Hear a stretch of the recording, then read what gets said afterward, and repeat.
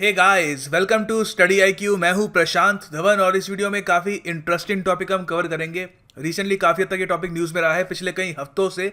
तो हम जानेंगे कि जी जिनपिंग अब चाइना के क्या लाइफ टाइम प्रेसिडेंट बन गए हैं, उनकी पावर क्या है चाइना में, इसके इम्प्लीकेशंस यूएसए, इंडिया और पूरे रीजन में क्या होंगे, और इसी बहाने चाइना की जो कम्युनिस्ट पार्टी है वो फंक्शन कैसे करती है उसके बारे में भी हम काफ़ी कुछ जानेंगे।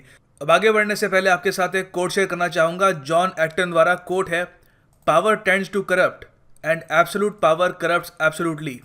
जहाँ पे पावर आती है वहाँ पे करप्शन, भ्रष्टाचार, या करप्शन वैसे ये भ्रष्टाचार वाली सेंस में नहीं हम कह रहे, करप्शन ओवरऑल आप कह सकते हो। इसमें बहुत सारी बुराइयाँ आ जाती हैं, आदमी में अहंकार आ जाता है, आदमी में गुरूर आ जाता है। ये सब चीज़ें तो पावर के साथ आती ही है, मगर जब एब्सोल्यूट पावर आती है, जब आपके पास कोई अकाउंटेबिलिटी नहीं है, आपको किसी को जवाब नहीं देना, आप बस एम्परर हो, आप राजा हो, तो वो इंसान को बिल्कुल एब्सोल्युटली करप्ट बना देती है। ये बहुत ही फेमस कोट है और काफ़ी बार इसको यूज़ किया जाता है, और इस वीडियो में ये कोट काफ़ी अप्रोप्रिएट भी है। और स्टडी आई क्यू के पेन ड्राइव और टैबलेट कोर्सेज अवेलेबल हैं फॉर वेरियस एग्जाम्स जैसे SSC, bank, RBI, grade B, UPSC. हमारे कोर्सेज को आप परचेज कर सकते हैं studyIQ.com पे, और आप इन नंबर से कॉल भी कर सकते हैं फॉर मोर इन्फॉर्मेशन। तो रिसेंटली हुआ क्या है, चाइनीज़ गवर्नमेंट ने, या कहूँ चाइना की उनकी जो कम्युनिस्ट पार्टी है, उन्होंने प्रेसिडेंशियल टर्म लिमिट्स ख़त्म कर दी है अपने संविधान से। प्रेसिडेंशियल और वाइस प्रेसिडेंशियल, इसका मतलब क्या है? फॉर एग्जांपल आपको बता रहा हूँ, यूएसए में आपको पता है प्रेसिडेंशियल टर्म लिमिट्स है। डोनाल्ड ट्रंप इस वक्त यूएसए के प्रेसिडेंट है, उनकी पहली टर्म चल रही है, ठीक है। उन्होंने रिसेंटली हिलरी क्लिंटन को हरा के यूएसए की प्रेसिडेंसी जीत ली। तो उनकी जब टर्म ख़त्म होगी 2020 में, उसके बाद वो फिर से इलेक्शन के लिए खड़े हो सकते हैं, ठीक है। उसके बाद जब उनकी टर्म खत्म होगी 4 साल में, तो वो 2024 में नहीं खड़े हो पाएंगे, क्योंकि यूएसए में एक लिमिट है कि आप सिर्फ ज़िंदगी में 2 बार प्रेसिडेंट बन सकते हो, आप तीसरी बार नहीं बन सकते। बराक ओबामा भी आपको पता है, वो रिलेटिवली यंग थे जब वो उनका टेन्योर खत्म हो रहा, सेकंड टेन्योर। वैसे पॉलिटिशियन 60-70 साल तक एक्टिव रहते हैं, मगर बराक ओबामा काफ़ी यंग थे, वो आगे जाके और पॉलिटिक्स में पार्टिसिपेट कर सकते थे, मगर उनकी टर्म लिमिट खत्म हो चुकी थी। 2 बार प्रेसिडेंट वो बन चुके थे, इसलिए तीसरी बार वो डोनाल्ड ट्रंप के खिलाफ नहीं खड़े हो पाए। चाइना में भी ऐसा ही सिस्टम था। यहाँ पे जो वाइस प्रेसिडेंट है और जो प्रेसिडेंट है, उनके लिए टर्म लिमिट्स थी 2 टर्म्स की, 5-5 साल की 2 टर्म्स मिल सकती हैं। उसके बाद चाहे उनको जितना भी सपोर्ट हो, वो प्रेसिडेंट नहीं बन सकते रहे, ये सिस्टम था। अब रिसेंटली चाइनीज गवर्नमेंट ने क्या कर दिया है कि ये जो टर्म लिमिट है ये खत्म कर दी है। इससे करंट चाइनीज प्रेसिडेंट है जी जिनपिंग, इनके लिए रास्ता पूरा ओपन हो गया है लाइफ टाइम प्रेसिडेंट बनने का। ये चाहे तो आने वाले 20 साल तक अब प्रेसिडेंट बने रह सकते हैं, क्योंकि चाइना में सिस्टम ऐसा है कि जो कम्युनिस्ट पार्टी है वहाँ पे उनके लीडर को चैलेंज कोई करने के लिए है नहीं। तो इंडिया की तरह नहीं है यहाँ पे कि हर 5 साल में इलेक्शंस हो रहे हैं, बढ़ चढ़ के पार्टीज पार्टिसिपेट करती हैं, बहुत कंपटीशन होता है, ऐसा कुछ नहीं है। तो क्लियर कट अब रास्ता तैयार हो चुका है जी जिनपिंग के लिए, कई सालों तक वो प्रेसिडेंट बन सकते हैं। अब आपको थोड़ा बता दूं, वैसे इंडिया में कोई टर्म लिमिट नहीं है, ठीक है। इंडिया में अगर आप प्रेसिडेंट बनना चाहो और आपको सपोर्ट है, आपको जितने नंबर्स चाहिए वो आपको नंबर्स मिल रहे हैं, तो आप लगातार काफ़ी जो टर्म्स है प्रेसिडेंट की आप पूरी कर सकते हो। आप चाहो तो 3 बार 4 बार भी प्रेसिडेंट बन सकते हो। और प्राइम मिनिस्टर के लिए भी कोई टर्म नहीं है। अगर मान लो कल को राहुल गांधी जी हमारे प्राइम मिनिस्टर बनते हैं, तो वो चाहे तो 20-30 साल तक भी बन सकते हैं, अगर कांग्रेस पार्टी लगातार जीतती रहती है तो। अब ये थोड़ा डिफरेंस है। हम लोगों ने ऐसा सिस्टम इसलिए अपनाया था क्योंकि यहाँ पे हमको पता था कि कंपटीशन बहुत ही फियर्स होगा, पार्टीज उभरती रहेंगी और किसी एक पार्टी का पावर में बना रहना काफ़ी मुश्किल है। मगर चाइना में ऐसा काफ़ी डिफिकल्ट है, इसलिए उन्होंने टर्म लिमिट्स का एक सिस्टम बनाया था। अब उन्होंने वो तोड़ दिया है। इसके काफ़ी सारे इम्प्लीकेशंस हैं, काफ़ी सारे मतलब निकाले जा रहे हैं इसके। उन सबको डिस्कस करने से पहले मैं थोड़ी रोशनी डालना चाहूँगा पूरी दुनिया में, कि पूरी दुनिया में किन देशों में टर्म लिमिट्स होती हैं, वहाँ पे कितने सालों से लीडर्स पावर में हैं, वहाँ पे इस वक्त क्या सिनेरियो है। इससे काफ़ी हद तक हमारा जो विजन है वो ब्रॉडन होगा। सबसे पहले बात करते हैं कैम्बोडिया के बारे में। इंडिया के काफ़ी करीब है, आसियान कंट्रीज़ का मेंबर भी है, और यहाँ पे 1985 से एक ही आदमी राज कर रहा है। इनका नाम है हुन सेन, 65 ईयर्स के हैं और बहुत ही लंबे समय से राज कर रहे हैं। रिसेंटली इन्होंने एक डिक्लेरेशन करी थी कि आने वाली 3 या 2 टर्म्स के लिए ये फिर से अवेलेबल होंगे, मतलब कि ये यहाँ पर प्राइम मिनिस्टर रहेंगे 2028 तक, और कैम्बोडिया में कोई भी टर्म लिमिट नहीं है। कैम्बोडिया को बहुत ही बढ़ चढ़ के सपोर्ट भी मिलता है चाइना का। जरा आपको बताया पाकिस्तान में चाइना ग्वादर पोर्ट को बिल्ड कर रहा है, सी पैक बना रहा है, वैसे ही कैम्बोडिया में बहुत ही सारे प्रोजेक्ट्स चाइना बना रहा है। और हुन सेन काफ़ी लॉयल हैं चाइनीज़ गवर्नमेंट के। ये इनकी फ़ोटो है यहाँ पर, 1985 से ये राज कर रहे हैं। फिर एक अफ्रीकन कंट्री है चैड, यहाँ पे बहुत ही लंबे समय से पावर में है इदरिस देबे। ये पावर में आए थे 1990 में और तब से लेके अब तक ये पावर में है। वैसे चैड में टर्म लिमिट्स थी, ये था कि आप एक कंट्री के लीडर 2 टर्म से ज़्यादा नहीं बन सकते थे, मगर इन्होंने 2005 में ये टर्म लिमिट हटा दी। जरा चाइना ने हटाई है ना, वैसे ही इन्होंने हटा दी थी। और इन्होंने ये कहा कि चैड खतरे में है, चैड संकट में है, इसलिए मेरा यहाँ पर बने रहना काफ़ी इंपॉर्टेंट है। तो ये भी कई दशकों से यहाँ पर चैड में रूल कर रहे हैं। फिर हम कजाकिस्तान का एग्जाम्पल भी ले सकते हैं। सेंट्रल एशियन कंट्री है, काफ़ी बड़ा कंट्री है ये, और यहाँ पे काफ़ी इंटरेस्टिंग सिस्टम है इनका। वैसे कजाकिस्तान में अब पब्लिक प्रेशर की वजह से इन्होंने ये सिस्टम खड़ा कर दिया है कि 2-5 साल की टर्म्स हो सकती है, मगर ये जो रूल है ये कंट्री के पहले प्रेसिडेंट पर अप्लाई नहीं होगा। ठीक है, तो कंट्री के जो पहले प्रेसिडेंट हैं इनके नज़रबेव, इन पर कोई रूल ये अप्लाई नहीं होगा। ये चाहे तो जब तक इनकी मृत्यु नहीं हो जाती ये यहाँ पर प्रेसिडेंट बने रह सकते हैं, और ये रूल इन्होंने ही बनाया था ताकि इससे इन पर कोई भी अफेक्ट ना हो। फिर निकारागुआ है, ये एक सेंट्रल अमेरिकन कंट्री है। यहाँ पर भी डेनियल ओर्टेगा बहुत ही लंबे समय से बने हुए हैं, काफ़ी कंट्रोवर्शियल लीडर है। रवांडा में भी एक बहुत ही कंट्रोवर्शियल लीडर हैं पाउल कगामे, ये बहुत ही लंबे समय से यहाँ पर बने हुए हैं, और रिसेंटली इन्होंने अमेंडमेंट कर दी है अपने देश के संविधान में, जिससे इनकी जो टर्म लिमिट्स है वो और ज़्यादा चेंज हो चुकी है। तो अब ये चाहे यहाँ पर पाउल कगामे 2034 तक ये प्रेसिडेंट बने रह सकते हैं यहाँ पर। और ये काफ़ी करप्ट लीडर भी माने जाते हैं। इनका बेटा भी है, वो उन पर भी काफ़ी करप्शन के चार्जेस लगे हुए हैं।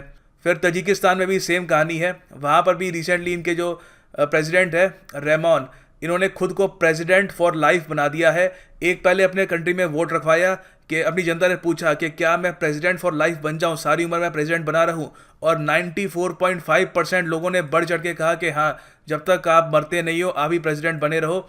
और इसी रूल के साथ इन्होंने एक और रूल ऐड कर दिया कि जब ये मरेंगे तो ऑटोमेटिकली इनका जो बेटा है वो काफ़ी यंग है, उनके लिए एज लिमिट कम कर दी जाएगी ताकि वो प्रेसिडेंट बन पाए। तो हद है, आप देख सकते हैं दुनिया भर में। अब यहाँ पे मैं एंगेला मर्केल का भी एग्जांपल लेना चाहूँगा। इनकी अभी 4थी टर्म शुरू हो गई है, काफ़ी न्यूज़ में थी। तो आपको पता है जर्मनी में जो चांसलर है, मेन पावर चांसलर के पास ही होती है, प्राइम मिनिस्टर आप कह सकते हो। जरा इंडिया में प्राइम मिनिस्टर है, वहाँ पे चांसलर होता है, इनके पास भी कोई डायरेक्ट टर्म नहीं है। मगर देखो जर्मनी और चाइना में और बाकी जो अफ्रीकन कंट्रीज थी, फ़र्क यही है कि इनके यहाँ डेमोक्रेसी है, मीडिया फ्री है। अगर जर्मनी का मीडिया चाहे तो एंगेला मर्केल को वो क्रिटिसाइज़ कर सकता है, उनके खिलाफ जो भी वो पब्लिश करना चाहे वो कर सकते हैं, इनका क्रिटिसिज्म हो सकता है। कल को पॉलिटिशियन चाहे तो इनको हटाया भी जा सकता है। चाइना या बाकी जो अफ्रीकन कंट्रीज़ की मैं बात कर रहा था, वहाँ पर यह है कि एक बार एक आदमी अपनी पोजीशन पक्की कर लेता है तो कोई मीडिया उसको टोकने वाला नहीं है, कोई उसके खिलाफ अपोजिशन नहीं है, कोई उसकी गलतियों के बारे में उसको बताने वाला नहीं है। तो कल को वो चाहे तो कुछ ब्लंडर भी कर सकता है, और ये हिस्ट्री में हमने देखा भी है। कोई भी कंट्री आप देखोगे 20वीं सेंचुरी के बाद से, कोई भी कंट्री जहाँ पे कोई डिक्टेटर राज कर रहा हो या कोई राजा राज कर रहा हो या वहाँ पे जो लीडरशिप है वो चेंज नहीं होती, वहाँ पे प्रोग्रेस नहीं हुई है। यूएसए में आप देखोगे कोई लंबे टाइम तक वहाँ पे लीडर नहीं रहा, लीडर्स चेंज होते रहे हैं, तब भी वो कहाँ पे खड़ा आपके सामने ही है। और बाकी जो और कंट्रीज हैं, जैसे फॉर एग्जांपल नॉर्थ कोरिया, जहाँ पे बहुत ही लंबे समय तक एक ही लीडर ने राज किया, वहाँ पे क्या हाल है, वहाँ पे लोग हंगर से कैसे मर रहे हैं, वो पूरी दुनिया के सामने है। तो चाइना भी अब इसी रास्ते पर निकल चुका है, कोई भी टर्म लिमिट अब चाइना में नहीं है। जी जिनपिंग इस वक्त सिर्फ प्रेसिडेंट नहीं है चाइना के। देखो चाइना में प्रेसिडेंट काफ़ी हद तक फॉरेन अफेयर जो होते हैं वहाँ पर उनकी मेन पावर है, ठीक है। चाइना में जो डोमेस्टिक पावर जिसके पास सबसे ज़्यादा होती है वो होता है secretary general communist party of China का। चाइना में आपको पता है एक ही पार्टी है जो कंप्लीटली डोमिनेट करती है, कम्युनिस्ट पार्टी ऑफ चाइना। बाकी कुछ छोटी पार्टीज भी हैं, मगर वो कम्युनिस्ट पार्टी ऑफ चाइना से बिल्कुल अलाइंड है। ऐसे अलाइंड है कि वो कहीं जा ही नहीं सकती, मतलब वो चाहे तो खुद एक्सपैंड कर ही नहीं सकती। और बहुत ही छोटी पार्टीज है, उनकी जो विचारधारा है वो भी काफ़ी हद तक कम्युनिस्ट पार्टी ऑफ चाइना जैसी ही है। तो एक तो जी जिनपिंग जनरल सेक्रेटरी हैं कम्युनिस्ट पार्टी ऑफ चाइना के, इससे चाइना में जो भी हो रहा है उस पर कंप्लीट कंट्रोल है इनका। और मैं यहाँ पे ऐड करना चाहूँगा कि जनरल सेक्रेटरी की कोई टर्म लिमिट नहीं थी पहले, ठीक है। जनरल सेक्रेटरी अगर कोई आदमी चाहे तो 100 साल तक भी वो बना रह सकता है, मगर प्रेसिडेंट पे टर्म लिमिट थी। अब ये टर्म लिमिट हटा दी गई है। तो अब जी जिनपिंग चाहे तो जब तक उनकी मृत्यु नहीं होती वो चाइना के प्रेसिडेंट बने रह सकते हैं। जैसे चाइना में माओ जेडोंग बहुत ही लंबे समय तक उन्होंने राज किया था, वैसे ही जी जिनपिंग मृत्यु तक राज कर सकते हैं। और देखो जी जिनपिंग इन दोनों पोजीशंस के अलावा एक तीसरी पोजीशन भी इनके पास है, वो है chairman of central military commission. तो इसमें चाइना की जो एयरफोर्स है, इनकी जो नेवी है, इनकी जो मिलिट्री है, आर्मी है, तीनों जी जिनपिंग के अंडर आती है। तो बहुत ही पावरफुल लीडर हैं इस वक्त और बहुत ही लंबे समय तक यही चाइना के अब लीडर बने रहेंगे। तो यहाँ पे आप देख सकते हो ये स्ट्रक्चर है कम्युनिस्ट पार्टी ऑफ चाइना का। सबसे नीचे आते हैं पार्टी मेंबर्स, यहाँ पे करीब 89 मिलियन इनके पार्टी मेंबर्स हैं। उसके ऊपर आती है सेंट्रल कमेटी कैंडिडेट्स। ये बेसिकली यहाँ पर जो पार्टी मेंबर्स के अंदर भी जो इनडायरेक्ट इलेक्शंस होते हैं उससे जो लोग जीत के ऊपर आते रहते हैं वो हायरार्की में ऊपर क्लाइम करते रहते हैं। फिर एक एलीट ग्रुप है इनका पॉलिट ब्यूरो डिसीजन मेकिंग में काफ़ी इंपॉर्टेंट भूमिका निभाता है। जी जिनपिंग के लिए जो रास्ता आसान किया रिसेंटली, जो संविधान में चेंजेस लाए गए हैं इनके लिए और वाइस प्रेसिडेंट के लिए, इसमें पॉलिट ब्यूरो का काफ़ी इंपॉर्टेंट रोल था। उसके बाद आता है पॉलिट ब्यूरो स्टैंडिंग कमेटी। यहाँ पे सिर्फ 7 मेंबर्स होते हैं और ये आप कह सकते हो डायरेक्ट एडवाइजर्स होते हैं प्रेसिडेंट के। फिर इन सब के ऊपर होता है पार्टी का जनरल सेक्रेटरी जो पूरी पार्टी को कमांड करता है, जो इस वक्त है जी जिनपिंग। तो देखो चाइना में सरकार और कम्युनिस्ट पार्टी ऑफ चाइना बहुत हद तक जुड़े हुए हैं। अगर मान लो एक हाइपोथेटिकल एग्जांपल दे रहा हूँ, मान लो कि जो प्रेसिडेंट है इस वक्त वो जी जिनपिंग ना होते और कोई और व्यक्ति होते, और जो कम्युनिस्ट पार्टी ऑफ चाइना है वहाँ पे जो जनरल सेक्रेटरी है वो कोई और व्यक्ति होता, तो जो चाइना की आप कह सकते हो पूरी पावर है वो तब भी जी जिनपिंग के पास रहती। तो इतनी पावर होती है जनरल सेक्रेटरी के पास। और चाइना के इतिहास में जो भी प्रेसिडेंट जनरल सेक्रेटरी नहीं बन पाया वो ज़्यादा पावरफुल नहीं था। इससे पहले आपको पता है जी जिनपिंग से पहले हु जिनताओ जो थे चाइना के प्रेसिडेंट, वो भी जो चाइना की पार्टी है उसके जनरल सेक्रेटरी भी थे।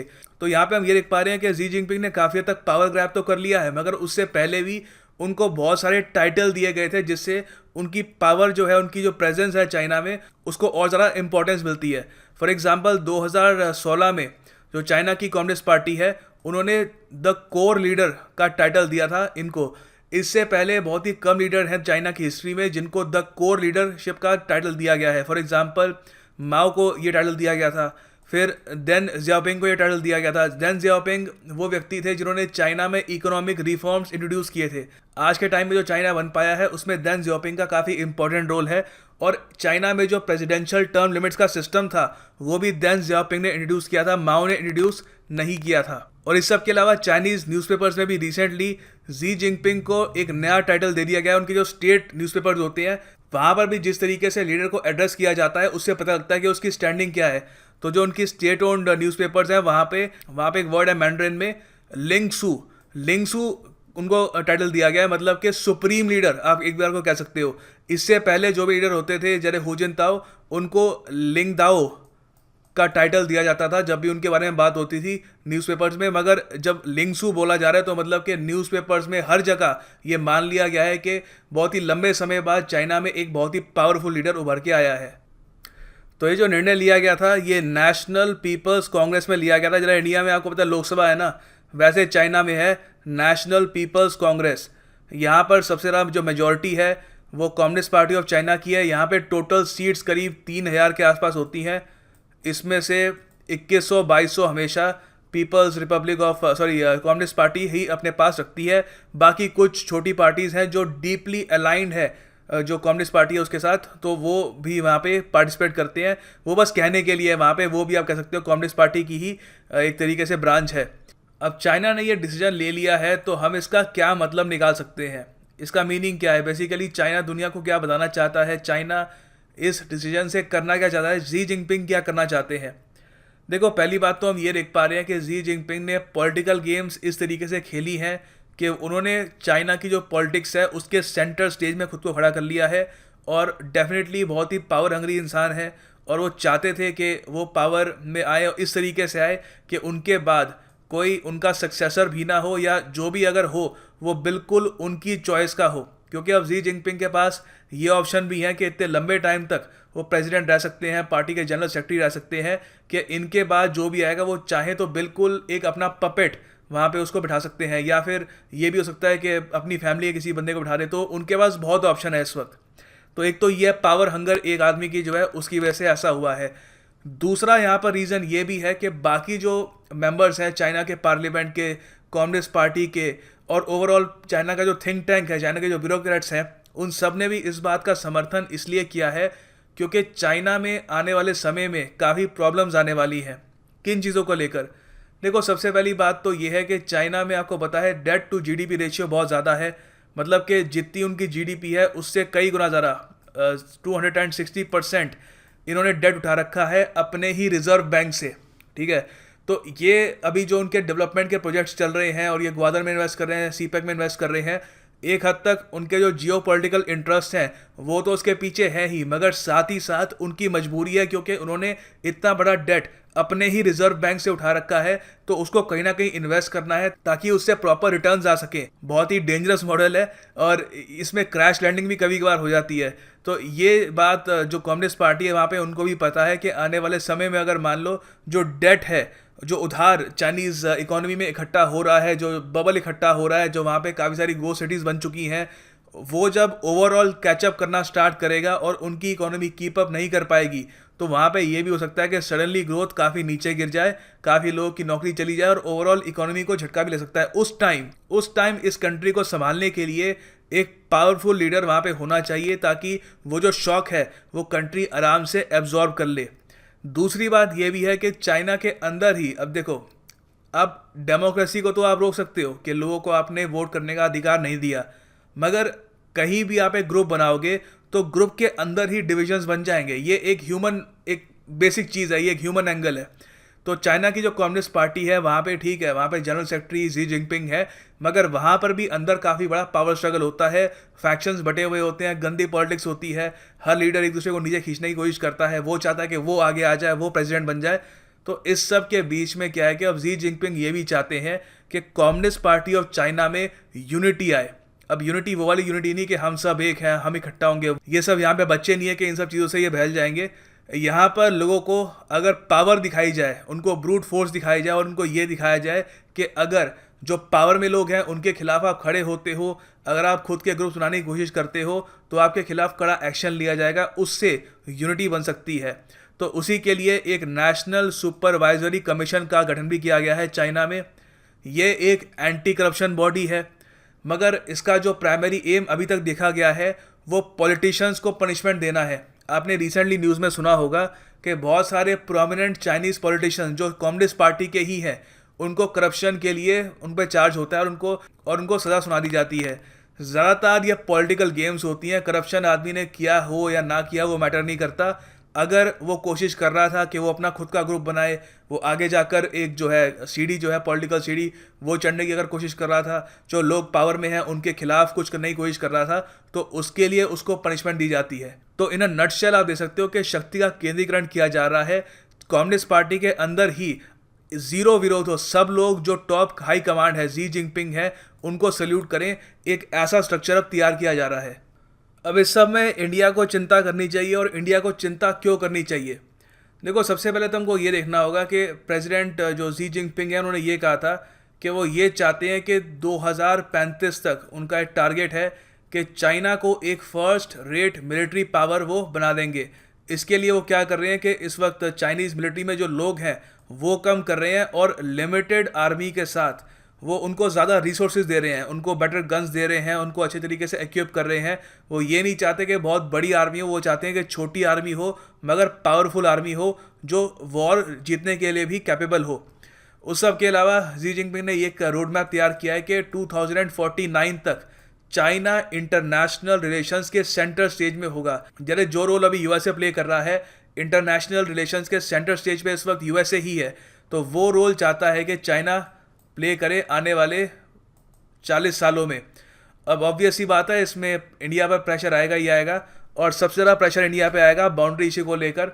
इंडिया ये उम्मीद कर रहा था कि जो बॉर्डर इशू है चाइना के साथ अक्सी चिन को लेकर और अरुणाचल प्रदेश को लेकर वो रिजॉल्व हो जाए और वहाँ पर इंडिया को कंसेशन मिल जाए, मगर सिंस चाइना में अब एक स्ट्रॉन्ग लीडर आ चुका है, वो चांसेस बहुत ही ज़्यादा कम है कि इंडिया को अब कोई कंसेशन मिल पाएंगे। अब बॉर्डर इशू को रिजॉल्व कर पाना और भी ज़्यादा मुश्किल हो गया है। अब इस सब को यूएसए कैसे दे सकता है? देखो, एक तरफ से तो वो ये कह सकते हैं कि चाइना डेमोक्रेसी से और दूर जा चुका है और पूरे रीजन में हो सकता है कि बाकी जो लीडर्स हैं वो भी चाइना से इंस्पायर होकर खुद को परमानेंटली अपनी रिस्पेक्टिव कंट्रीज़ का लीडर घोषित कर लें। एक तो प्रॉब्लम वहाँ पे है। फिर दूसरी प्रॉब्लम ये भी है कि चाइना के जो एम्बिशंस हैं वो यूएसए के एम्बिशन से बिल्कुल टकराते हैं, और ये ऑब्वियस ही बात है कि आने वाले समय में दोनों में कुछ कॉन्फ्रंटेशन हो सकती है।